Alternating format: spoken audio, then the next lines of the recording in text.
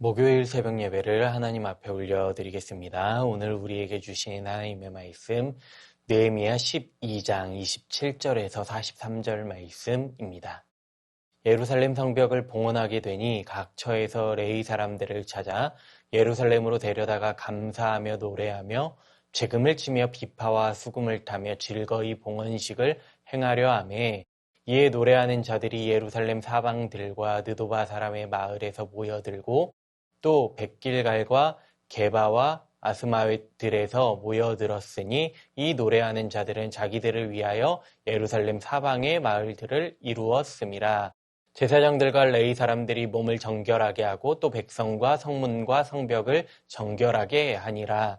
이에 내가 유다의 방백들을 성벽 위에 오르게 하고 또 감사 찬송하는 자의 큰 무리를 둘로 나누어 성벽 위로 대오를 지어 가게 하였는데, 한 무리는 오른쪽으로 분문을 향하여 가게 하니 그들의 뒤를 따르는 자는 호세야와 유다 지도자의 절반이요 또 아사랴와 에스라와 무슬람과 유다와 베냐민과 스마야와 예레미야이며, 또 제사장들의 자손 몇 사람이 나팔을 잡았으니 요나단의 아들 스마야의 손자 마따냐의 증손 미가야의 현손 삭굴의 5대 손아삽의 6대 손 스가랴와 그의 형제들인 스마야와 아사렐과 밀랄레와 길랄레와 마에와 느다넬과 유다와 하나니라.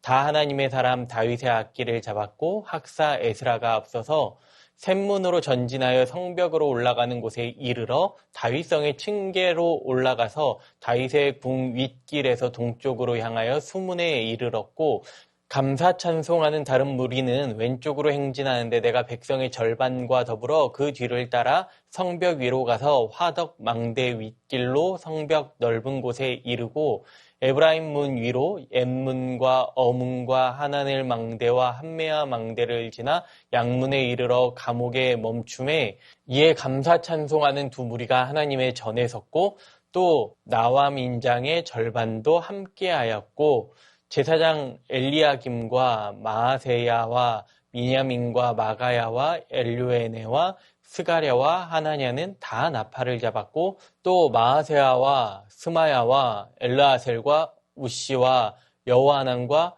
말기야와 엘림과 에셀이 함께 있으며 노래하는 자는 크게 찬송하였는데 그 감독은 예스라이야라. 이 날에 무리가 큰 제사를 드리고 심히 즐거워하였으니 이는 하나님이 크게 즐거워하게 하셨음이라. 부녀와 어린아이도 즐거워하였으므로 예루살렘이 즐거워하는 소리가 멀리 들렸느니라. 아멘. 오늘 함께 보신 느헤미야 12장 후반부 말씀은 느헤미야가 하나님께 성벽을 봉헌하는 내용입니다. 우리는 하나님 앞에 성벽을 봉헌하는 이 말씀을 통해 우리의 예배의 자리를 어떠한 마음으로 참여해야 하는지, 또 우리의 삶에서 예배가 어떻게 회복되고 또 하나님께 드려야 할지 나누고자 합니다. 이스라엘 백성들이 무너졌던 성벽을 다시 세우는 것은, 그리고 오늘 성벽을 하나님께 봉헌하는 이 예식은 단순한 기념 행사 정도가 아니라 하나님 앞에 드리는 예배이고 신앙 고백입니다. 그러므로 우리는 오늘 본문에서 예배를 드리는 예배자로서의 본질 세 가지를 기억하시고 세워가는 시간이 되셔야 합니다. 먼저 예배는 정결함에서 시작된다는 것입니다. 오늘 본문 30절 말씀입니다. 제사장들과 레위 사람들이 몸을 정결하게 하고 또 백성과 성문과 성벽을 정결하게 하니라. 여기에서 예배의 가장 중요한 본질이 무엇인지를 강조하고 있습니다. 그것은 바로 외형적인 준비보다 내면의 정결함에서 시작한다는 것이죠. 성벽을 봉헌하기 전에 먼저 자신들을 정결하게 하고 그 다음 백성과 성문과 성벽을 정결하게 했습니다. 그 이유가 무엇입니까? 바로 하나님께서 거룩하신 분이시기 때문입니다. 그렇게 제사장들이 먼저 스스로를 정결하게 했던 것입니다. 예배를 인도하는 자부터 준비했던 것이죠. 또한 성문과 성벽까지 정결하게 한 이유는 이 예배가 단지 한 사람 개인의 예배가 아니라 공동체 전체의 거룩한 헌신이기 때문입니다. 시편 51편 17절 말씀을 보시면 하나님께서 구하시는 제사는 상한 심령이라. 하나님이여 상하고 통회하는 마음을 주께서 멸시하지 아니하시리이다. 그러니까 시편 말씀에서도 정결한 마음에 대해 말씀합니다. 예배를 드리는 한 사람으로서 주님 앞에 나아올 때에 회개로 나아가는 것입니다. 정결한 마음과 깨끗한 손으로 나아가는 것, 회개하는 마음으로 주님 앞에 나아갈 때에 주님은 우리의 마음을 정결하게 하십니다. 두 번째는 예배는 기쁨으로 나아가는 것입니다. 오늘 본문 27절 말씀 보시면 예루살렘 성벽을 봉헌하게 되니 각처에서 레위 사람들을 찾아 예루살렘으로 데려다가 감사하며 노래하며 재금을 치며 비파와 수금을 타며 즐거이 봉헌식을 행하려 하매. 또한 40절 말씀에서도 이에 감사 찬송하는 두 무리가 하나님의 전에 섰고 또 나와 민장의 절반도 함께하였고 라고 말씀합니다. 그리고 이어지는 43절 말씀에서도 이날에 무리가 큰 제사를 드리고 심히 즐거워하였으니 이는 하나님이 크게 즐거워하게 하셨음이라. 부녀와 어린아이도 즐거워하였으므로 예루살렘이 즐거워하는 소리가 멀리 들렸느니라. 그러니까 오늘 본문에서 봉헌식을 기록할 때 반복해서 즐거이와 기쁨과 찬송과 감사라는 단어를 사용하고 있습니다. 백성들은 단순히 성벽이 완성되어서 기뻐하는 것이 아니라 이 일을 가능하게 하신 하나님의 손길을 알았기에 그 은혜에 기뻐하고 감사했던 것입니다. 하나님께서 주신 회복의 은혜가 너무나도 컸기 때문에 이들은 찬양하지 않을 수 없었습니다.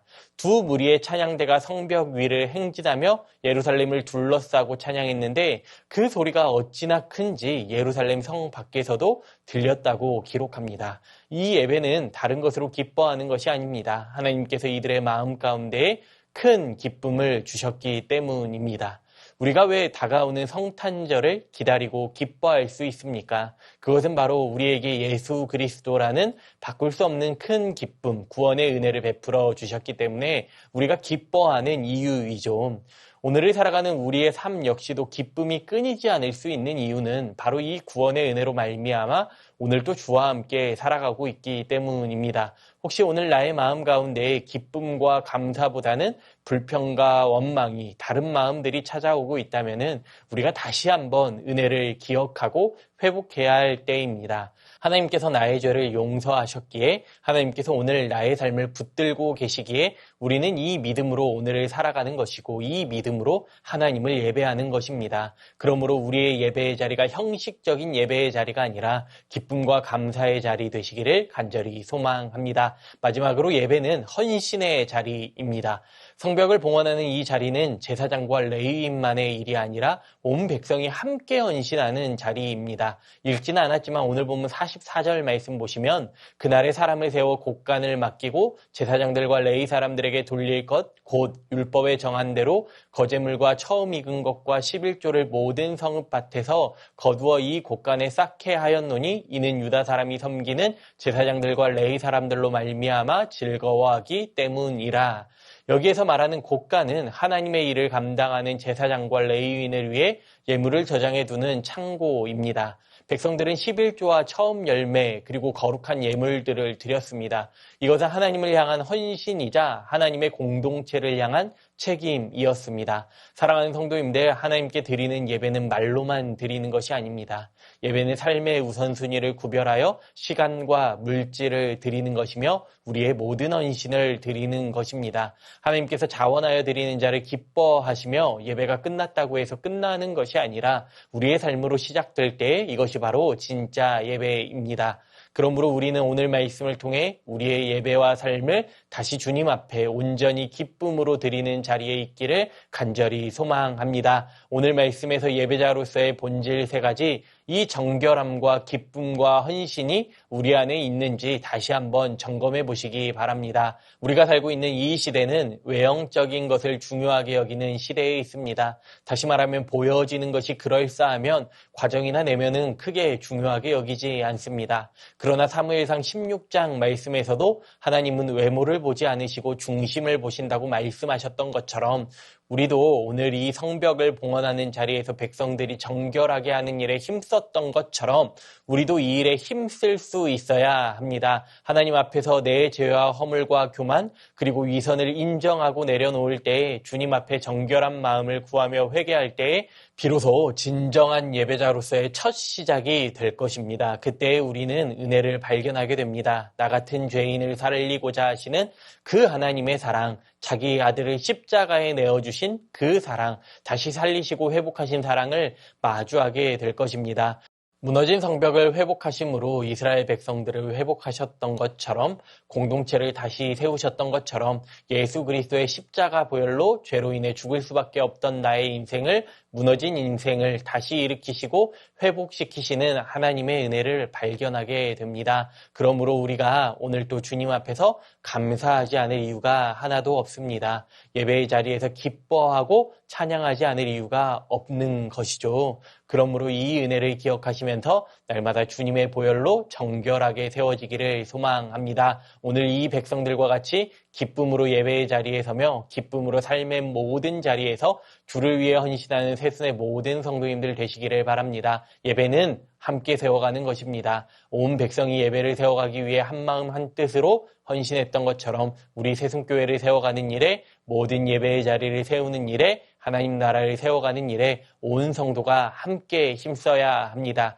그리하여 오늘 느헤미야 12장에서 기쁨으로 나아갔던 이 예배의 역사가 이 시대를 살아가는 새순교회 가운데에 이후 다음 세대 가운데에 이어지는 이 은혜가 있기를 간절히 소망합니다. 주신 말씀 기억하며 기도합니다. 예배의 자리마다 형식이 아닌 회개와 진실함으로 상한 심령과 통회하는 마음으로 나아오게 하여 주시옵소서. 예수 그리스도의 구원의 은혜를 기억하고 기쁨과 감사로 드리는 참된 예배, 주님 기뻐하시는 예배자로서의 삶이 되게 하여 주시옵소서. 주님께서 우리의 우선순위가 되게 하시고 새순의 모든 성도님들이 교회를 세워가는 일에 하나님 나라를 세워가는 일에 기쁨으로 헌신하게 하여 주시옵소서. 주신 말씀 기억하며 기도합니다.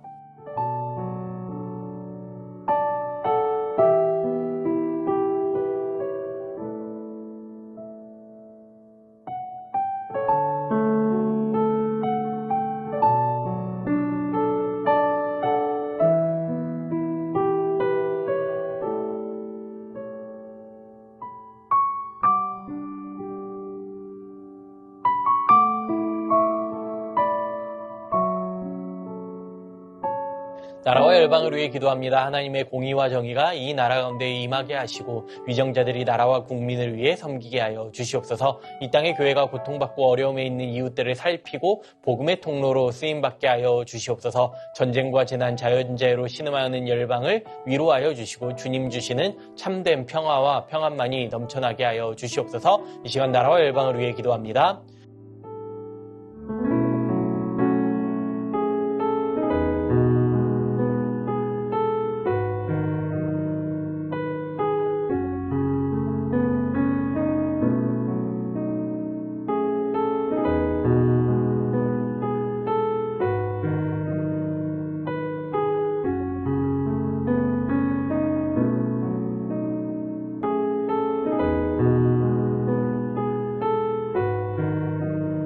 교회를 위해 기도합니다. 우리도 이 모든 일의 증인임을 기억하고 복음의 증인된 삶을 살아가게 하여 주시옵소서. 성탄을 준비하는 모든 손길 가운데 은혜를 베풀어 주시고 무엇보다 다음 세대의 자녀들이 복음의 참된 기쁨을 깨닫게 하여 주시옵소서. 담임 목사님 성령 충만하게 하시고 세임과 능력과 지혜를 더하여 주시옵소서. 무엇보다 교구 선장님, 교사 선장님에게 주님의 마음 더하여 주시라고 이 시간 교회를 위해 기도합니다.